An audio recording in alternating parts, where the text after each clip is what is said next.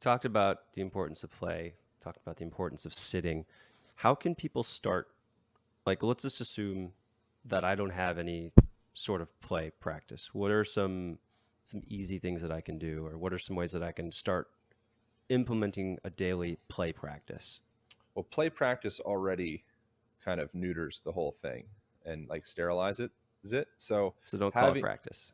no call it whatever you want, but so as long as you perceive practice as play, which that's cool if you do, that means you're probably a pretty like evolved coach.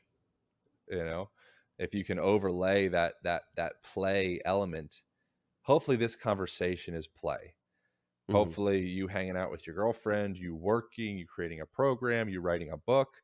Hopefully it's this sensation of like, wow, this like organic kind of almost like effortless flow state. If people are ever in that state, it just feels like almost like you're playing like an instrument or you're being played, Hmm. and so yeah, you could practice play and it still be fine. But for the most part, if it's like you're grabbing yourself by the neck, or by the collar, and you're like, okay, we're gonna practice play. It's like, oh, we're practicing play again.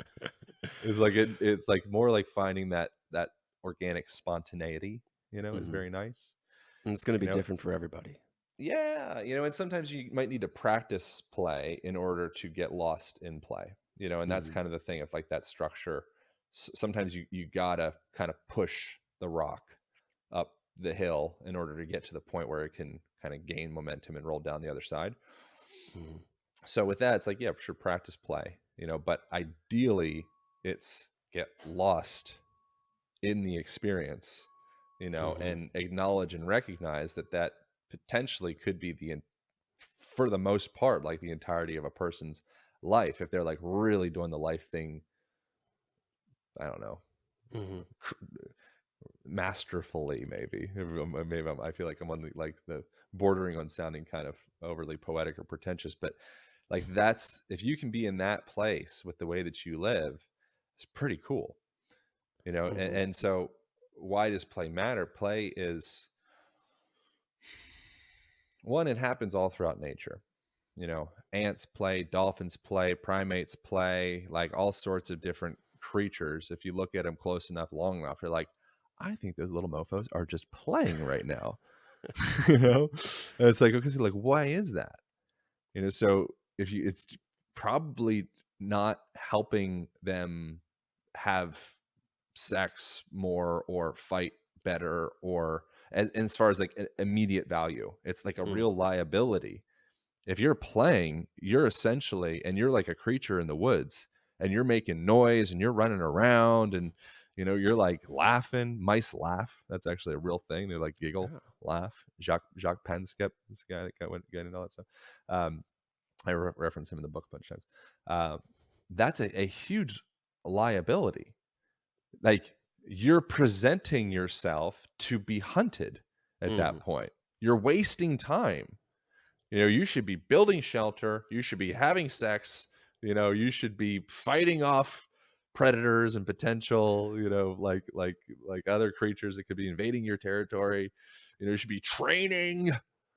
It's like, Yeah. no, but these creatures freaking play like a lot, and so what's happening there is you organically are training, and you organically are flirting, and you organically are understanding how to be socially effective. Okay, I pushed the boundaries too much. Okay, I didn't push them enough. Now I'm boring, and I didn't Mm. challenge this person's belief systems or challenge this person's athletic ability. I got to push Hmm. more. Oh, I pushed too hard.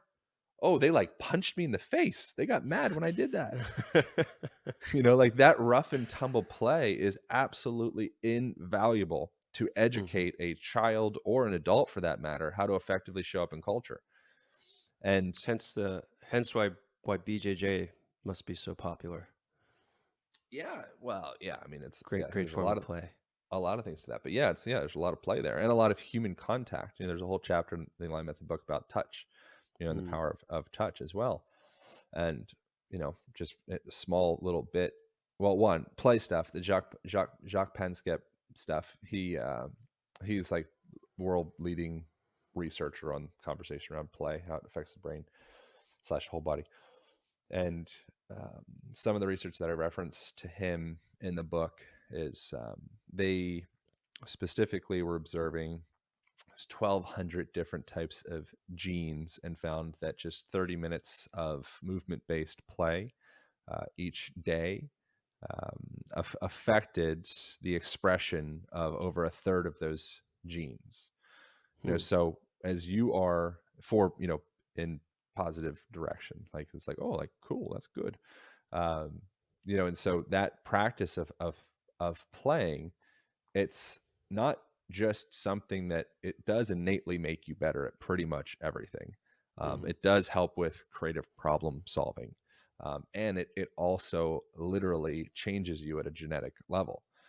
And so it's like, if there was some type of like superfood supplement or something Hmm. to take you out of, maybe say, more of like a isolated, depressed type state, like a disassociated, disconnected type state, or to just make you feel less anxious, make Hmm. you be a better problem solver, make you more creative, make you feel like there's a freaking purpose to being here. Hmm. Play would be it. There's Yeah. nothing that trumps that. So I think it's again kind of like the way I describe in the book. A lot of these movement patterns that I recommend that are inherent to humanity since forever, um, they act as tuning mechanisms for the mind and body. Play is one of those.